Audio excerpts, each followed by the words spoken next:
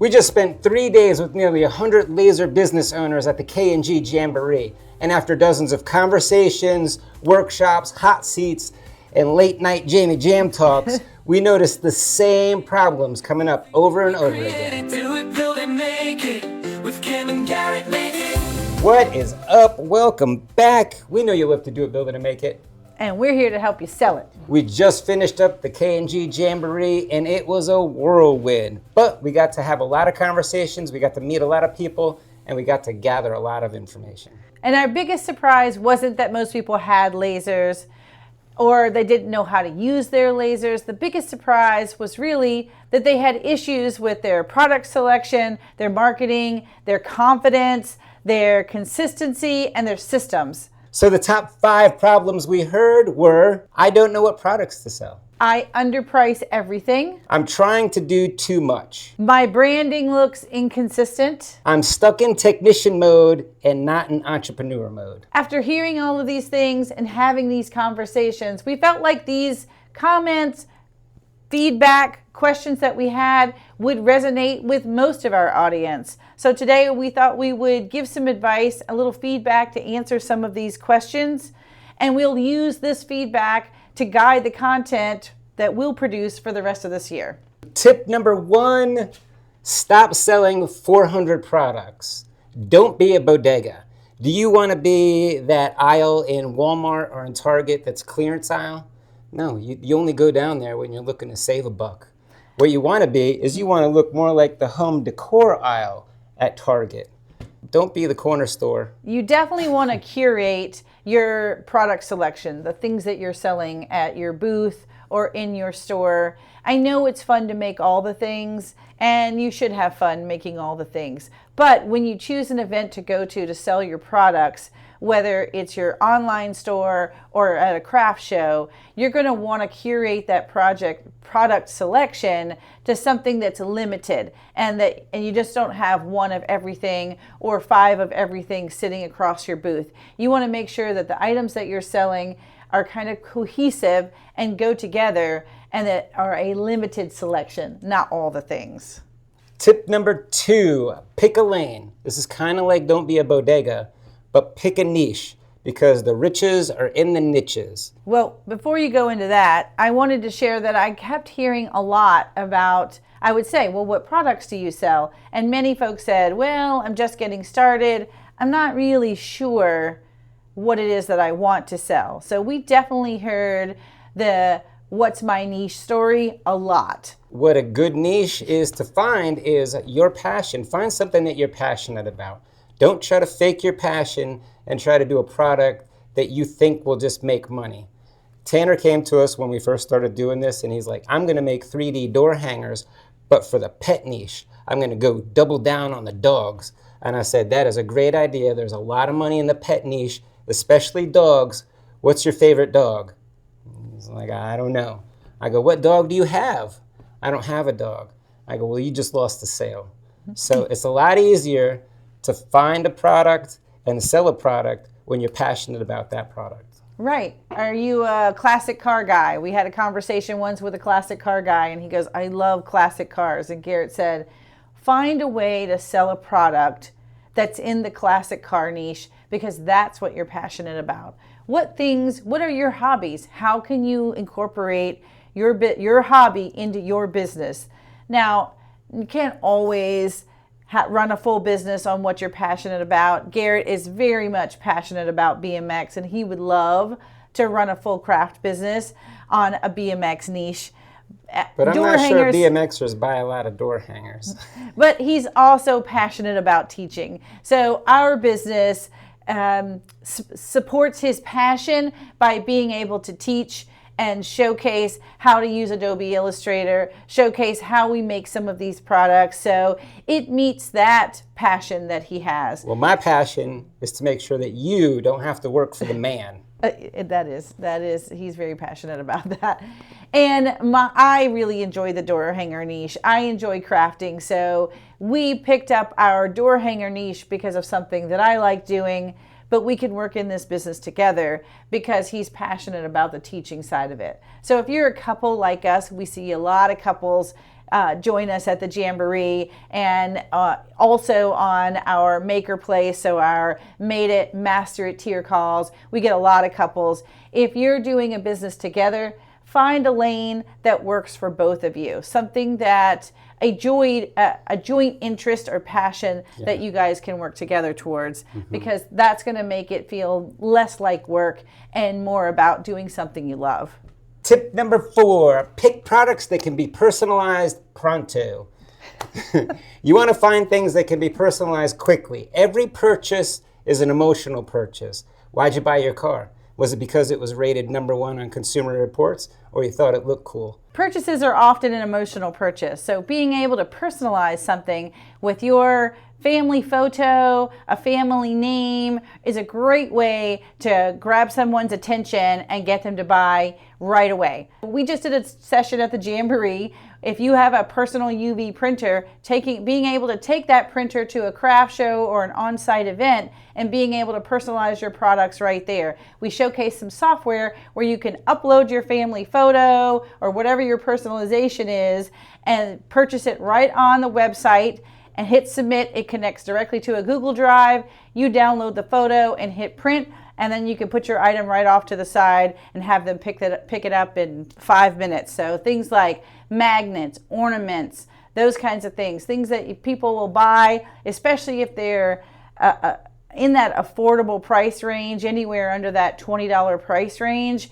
You're going to sell multiples of those, because not only are you going to be able to sell to the person you had in mind, well, you can't buy just for one grandma, you got to buy for the other grandma, or I might buy for my uncle or my aunt, so you're going to buy more than one. So that's a great way to be able to sell personalized items quickly.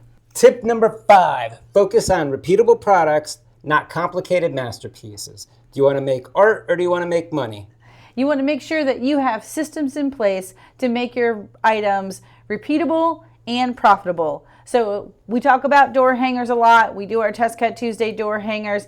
If you're making one door hanger for a show, you should be making 3 to 5 of that same door hanger. If you can repeat that process and paint the hair 5 times at once and be able to put it all together at one time, you're going to have more products to sell, and it's going to be more profitable because you made them more efficiently. So make sure, whatever you're selling, that you have repeatable processes and systems in place so you can make them again and again, quickly, efficiently, and profitably.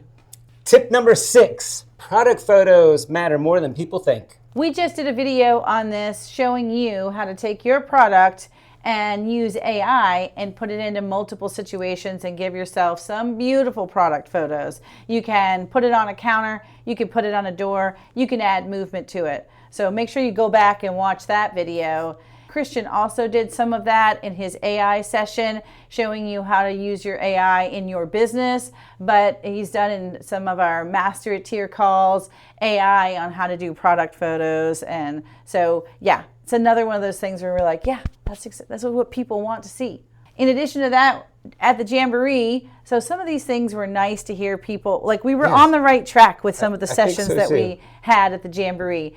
John and Crystal with Riley Black Studios shared a little bit about content creation and how you can use small setups, some little photo prop setups to make your photos look beautiful and give it special lighting and all kinds of things. So you want to make sure that those photos really showcase the product that you have, because the nicer the photo, the more someone can see this in an environment that they want to be in, or they can see it in their home. Again, that's something else that's going to make them want to purchase that product. Well, seeing the item in its natural environment creates more of an emotional experience. Yes. And Riley Black did a great job of showing you how to batch them out and take multiple videos and pictures on the spot to get weeks worth of content and pictures in minutes. Tip number 7, getting traffic to your Etsy store. Why are you on Etsy? Why would you want to drive traffic to your local mall? That makes no sense. Get your own website and then pack it full of your SEO, driving people to your website. And to supercharge your SEO, create a bunch of backlinks. So when we post the video, I also make it a blog. I also put a product up there. I also make it a Facebook post and an Instagram post. And in each of those posts, I tie back to the video, I tie back to the product. Everything connects together, creating a giant spider web of backlinks that supercharge your SEO, driving your customers to your website, not the local mall. When all of the dust has finally settled from the Jamboree, we got to sit down and ask ourselves, was it all worth it? Financially, no, it was not. But the community is awesome, and I don't think I could put a price tag on that. It was so energizing and exciting to talk to so many people, hear about their businesses, hear how excited they are about their businesses and growing their businesses, and then just hear people talk about how much the Jamboree meant to them. We heard story after story where people actually came to me. I said I wasn't gonna do this, choking me up. Where letting me know that this meant more to them than I would know, or a story about someone sharing that their husband came to this event. They came with a friend last year. They brought their husband this year. He's a super introvert. And he's not really into this kind of thing, but she was super surprised at how much he was networking and talking to people.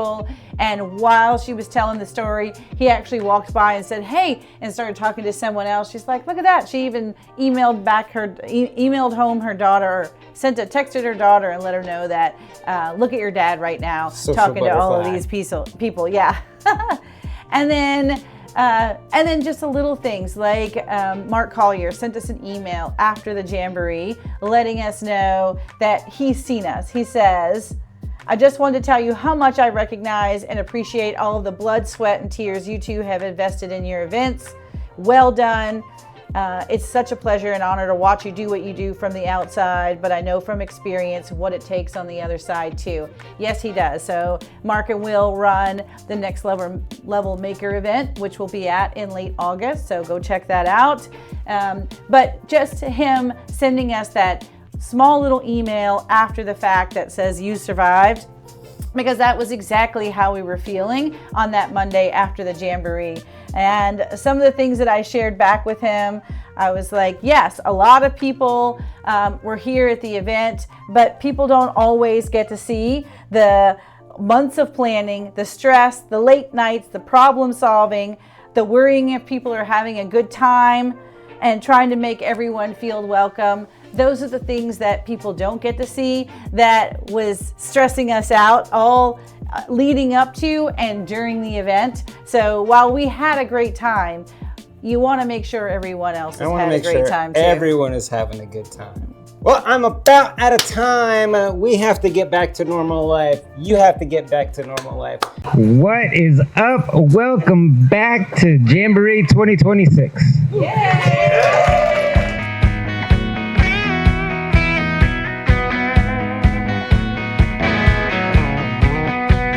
I've had the best time at the Jamboree. Didn't know what to expect. Found lots of nice things I'm gonna buy. I've already got a cart full of stuff ready to hit send, but great time. This is my second time here. I had so much fun the first time. I had to come a second time. I make new friends every time, and it's been wonderful. I learned something new every time as well.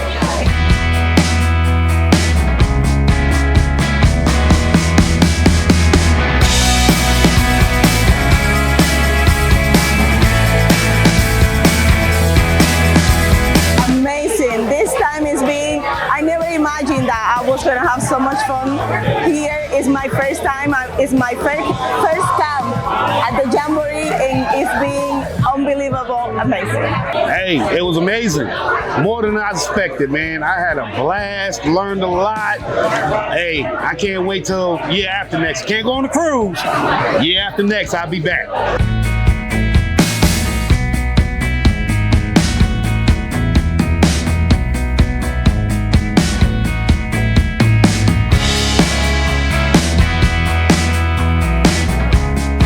It's been great. I'm excited for the experience. If you know, you know. The AI portion of it, I thought I knew AI, Yeah, no, I really don't. This community is very supportive, and everything that I learned, all the classes, all the mentors, all the teachers, and the sponsors, everybody, and Kim and Garrett always with the fun vibe. I suck at making bows, so that was actually helpful to go to Bow Town.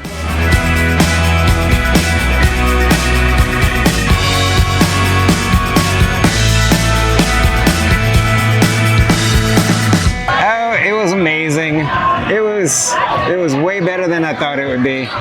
Everything went way better than I thought it would. Right? It's one of those things that you put all this time and effort and practice into, and then guess what? It actually worked out just as you planned. So I mean, the people were great. The sponsors were great. The counselors were amazing. I think that just the whole thing seemed to have gone off without a hitch. And everyone seems like they had a great time. I feel like they learned something, and it was super casual, and that's what makes it so fun. That it's all about networking and just chatting with your friends and learning something new and meeting new people. Meeting new people. What an awesome time. If you've never attended a Kim and Garrett Jamboree, you don't know what you're missing. I can't wait to do this again next year, but this time it'll be on a boat.